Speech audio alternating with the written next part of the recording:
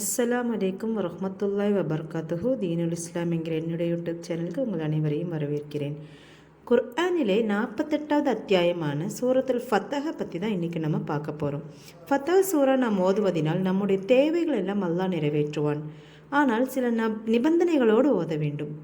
சில பேர் நான் ஓதுகிறேன் ஆனால் எதுவும் சரியாகவில்லை என்று சொல்வார்கள். அந்த சூரா ஓதுவதற்கு சில விஷயம் நம்ம கவனித்தாலே போதும். கடன் பிரச்சனையில் இருக்கிறவங்க இந்த சூறாவை ஓதினால் கடன்கள் எல்லாம் தீர்ந்துவிடும்.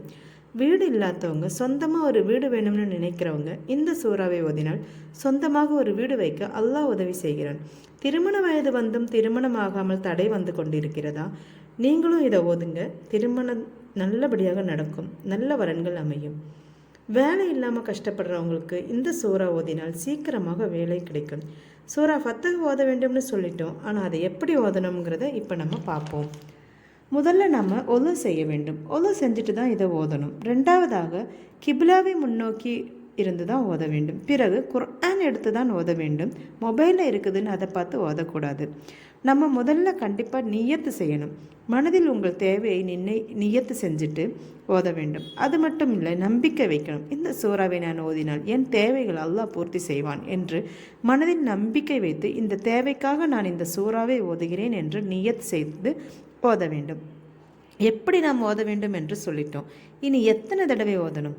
சூரா ஃபத்தஹ் 21 தடவை ஓத வேண்டும். ஒரே நாளில் உட்காந்து ஓதணுமான்னு கேட்டால் தேவையில்லை. 3 நாளில் ஓதி முடிக்கலாம். ஒரு நாளைக்கு 7 தடவை ஓதி 3 நாளில் 21 தடவை ஓதி முடிக்கலாம். இல்லையா, உங்களால் ஒரு நாளில் ஓத முடியும் என்றால் அப்படியும் செய்யலாம், தவறில்லை. சிலருக்கு 3 நாளில் ஓத முடியாது, கஷ்டம்னு நினைப்பாங்க. அவங்க 5 நாளில் கூட ஓதலாம். அதுவும் முடியவில்லையா, 7 நாள் கூட எடுத்துக்கலாம். கடைசியாக 7 நாள் தான் எடுக்கணும், அதுக்கு மேலே போகக்கூடாது. 7 நாள் ஓதும்போது எப்படி? ஒரு நாளைக்கு 3 தடவை ஓதிட்டு 7 நாளில் 21 தடவை ஓதி முடிக்கணும். சூரத்து ஃபத்தஹ் ஓதுறதுனால நம்மளுடைய கடன் பிரச்சனைகள் எல்லா பிரச்சனையும் தீரும். நாம் இப்போ சொன்ன மாதிரி ஒலு செஞ்சுட்டு கிப்லாவை முன்னோக்கி குர்ஆன் பார்த்து ஓத வேண்டும். நம்பிக்கையோடு ஓதுங்கள். உங்களுடைய தேவைகள் எல்லாம் அல்லாஹ் தஆலா நிறைவேற்றுவான்.